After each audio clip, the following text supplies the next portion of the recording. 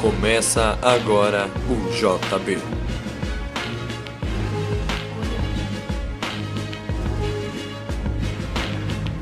Olá, eu sou o Paulo Victor e estamos aqui para mais uma edição do nosso JB. Bom, hoje o nosso assunto vai ser clonagem de células-tronco.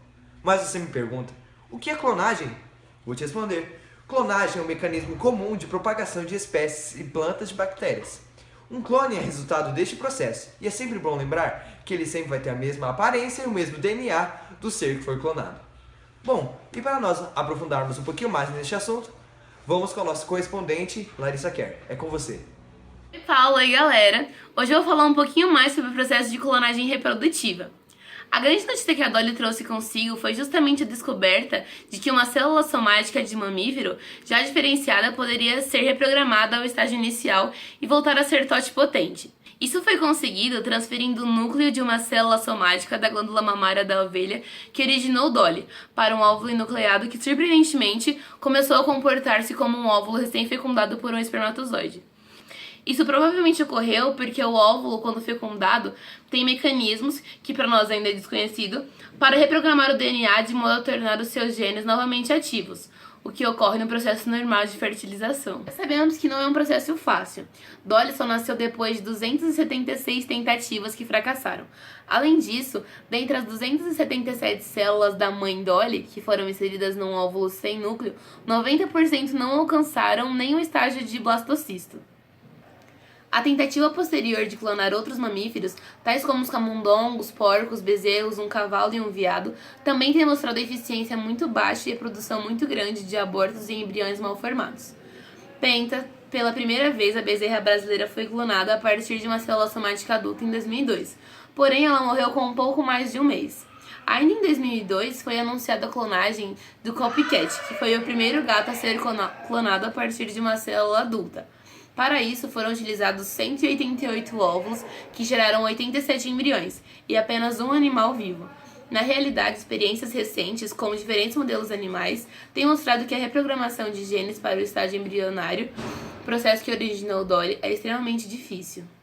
Por Ian Wilmot, cientista escocês que se tornou famoso por essa experiência, afirma que praticamente todos os animais clonados nos últimos anos a partir de células não embrionárias estão com problemas. Entre os diferentes defeitos observados nos pouquíssimos animais que nasceram vivos após inúmeras tentativas, observam-se placentas anormais, gigantismos em ovelhas e gados, defeitos cardíacos em porcos, problemas pulmonares em vacas, ovelhas e porcos, problemas imunológicos, falha na produção de leucócitos e defeitos musculares em carneiros. De acordo com Rochlinger e Janisch, os avanços recentes da clonagem reprodutiva permitem 4 conclusões importantes. A primeira é que a maioria dos clones morre no início da gestação. A segunda é que os animais clonados têm defeitos e anormalidades semelhantes, independentemente da célula doadora ou da espécie. A terceira é que essas anormalidades provavelmente ocorrem por falhas no processo de gestação do genoma. E quarta é que a eficiência da clonagem depende do estágio da diferenciação da célula doadora. De fato, a clonagem reprodutiva a partir de células embrionárias tem mostrado uma eficiência de 10 a 20 vezes maior, provavelmente porque os genes que estão fundamentais no início da embriogênese estão ainda ativos no genoma da célula doadora. Para a obtenção de um clone, o óvulo nucleado para o qual foi transferido o núcleo da célula somática foi inserido no útero de outra ovelha. No caso da clonagem humana reprodutiva, a proposta seria retirar-se o núcleo da célula somática, que teoricamente poderia ser de qualquer tecido de uma criança ou de um adulto, inserindo esse núcleo em um óvulo e implantá-lo num útero, como se fosse uma barriga de aluguel. É interessante que, dentre todos os mamíferos que já foram clonados, a eficiência é um pouco maior em bezerros, cerca de 10 a 15%.